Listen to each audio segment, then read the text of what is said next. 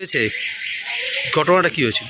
ঘটনা কালকে রাত্রি 11:30টা থেকে 12:15টার মধ্যে প্রায় 4জন আমাদের বাড়ির সদর গেটের তালা ভেঙে বাড়িতে ঢোকে এবং বাইরে আরও 7-8 জন থাকে, মানে মোটামুটি 10-11 জন 12 জন মতন ছেলেপিলে তারা আসে মদ্যপ অবস্থায়, এসে আমার হাজব্যান্ডের নাম ধরে ডাকে, গালিগালাজ দেয় এবং আমরা বেরিয়ে আসাতে আমাদের অশ্লীল ভাষায় গালিগালাজ করে এবং ধর্ষণের হুমকি।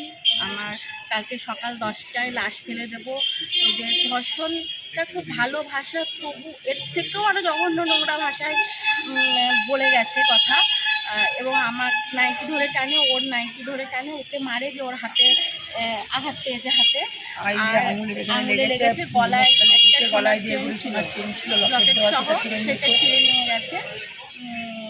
এবং আমরা তখন ওদের তাড়া করে বেরোনোর পরে কয়েকজনা বাইক নিয়ে চলে গেছে, আর বাকি 4-5 জনা বাইক নিয়ে যেতে পারেনি, কারণ দুটো বাইকে ছিল, একটা বাইক ওটা ফেলে রেখে চলে গেছে। কারা হামলা চালালো আপনাদের কি মনে হয়? একজনের নাম আমি জানি, দেবাশিস সাহা পোদ্দার, বাড়ি প্রাচীন মায়াপুর টাওয়ারের মাঠ।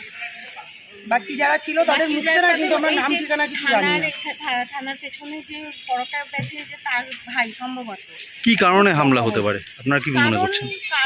কারণ তো ওরা কিছু বলছে না, এবার আমরা আন্দাজ করছি। আমার হাজব্যান্ড একটু চেয়ারম্যানের বাড়িতে যাতায়াত ছিল, আমাদের একটা ক্লাব, শক্তি সমিতি ক্লাব বলে একটা উইটনেস ক্লাব আমরা পরিচালনা হয় আমার হাজব্যান্ডের দ্বারা, এবং সেই ক্লাবের উন্নয়নের স্বার্থে আমার হাজব্যান্ড চেয়ারম্যানের কাছে যাতায়াত করতে, সেই রাগ প্রসূত কিনা বলতে পারবো না, ওরা কোনো কারণ কিছু ওরা বলেনি, কিন্তু ওরা বারবার মেরে ফেলে। থানায় যাওয়া, আইসি আসুক, যে আসুক, কে আসে আমরা দেখছি, কাকে ফোন করবে করো। আমি যখন যে সময় আইসি স্যারকে কিস্তি করে গালিগালাজ করছে যে লালকে বেরিয়ে আসলে, আইসি স্যারকে যখন আমি ফোন করছি সেই সময় ওরা বলছে হ্যাঁ যাকে ফোন করার ফোন করো, আইসিকে ফোন করো, যাকে ফোন করার ফোন করো, লালকে বার করে দাও, ওকে ওর লাশ।